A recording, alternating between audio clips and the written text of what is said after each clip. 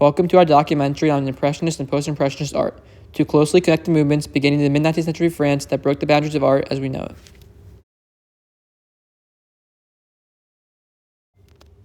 At the time, France was experiencing a lot of change. The Industrial Revolution brought new technologies, allowing the middle class newfound leisure time where they could enjoy the outdoors and relax. Additionally, new scientific discoveries sparked a stray from traditional norms. These new developments, along with political unrest following the Franco-Prussian War and Paris Commune, set the stage for artists to break from tradition and capture the life and energy of the new world. The post-impressionistic movement closely followed and was greatly influenced by the impressionistic movement. However, rather than capturing superficial fleeting moments to escape city life, the less idealistic post-impressionists created emotional and introspective work that explored the deeper and sometimes darker psychological impact of the modern world. Still, not even in my own. The Impressionists were not trying to tell a story or have emotional depth. Instead, think of their art as a snapshot capturing their environment. They were very interested in the effects of light, opting to paint en plein air, outdoors, and even painted the same scene over and over again to capture in different lighting. They used new bright synthetic paints and avoided blacks and browns by using pollution purples to create shadows. These new paints dried fast, so artists used short, choppy brushstrokes to capture the impression of the scene. Impressionist art focuses on a soft, glowing atmosphere composed of loose forms where everything seems to blur together. Post-Impressionists broke the rules of Impressionism. They wanted permanence. They wanted the art to feel more solid and evoke emotion. They used the content and symbolism of their works, as well as their wide variety of techniques, to confirm the art to the artist's intentions in order to make you feel something. At the time, the art world in France ran through the salon. It only liked perfect art depicting mythological or biblical scenes and rejected everything else.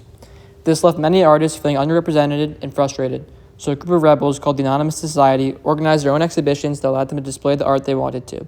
At first, people hated it, and the work was mockingly referred to as an impression. However, this art paved the way for artists to finally follow their own rules. The Post-Impressionists actually started out as Impressionists. However, the same way the Impressionists saw limitations placed on them by the Salon was the way the Post-Impressionists felt constrained by the Impressionists. They built on the new artistic freedoms to steer away from the shallowness of the Impressionist movement and towards art that explored human emotions and a sense of order.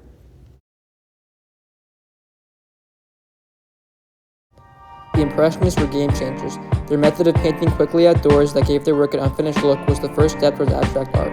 Additionally, their stray from artistic tradition and creation of the avant-garde displays allowed for artists to be more creative and continue to break boundaries. The Post-Impressionists paved the way for 20th century art.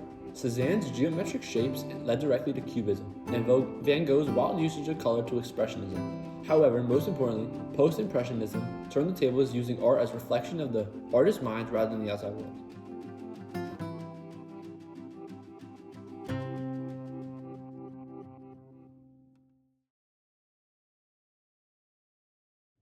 Impressionist art is easy to pick out from its hazy, unfinished look with no clear edges or outlines.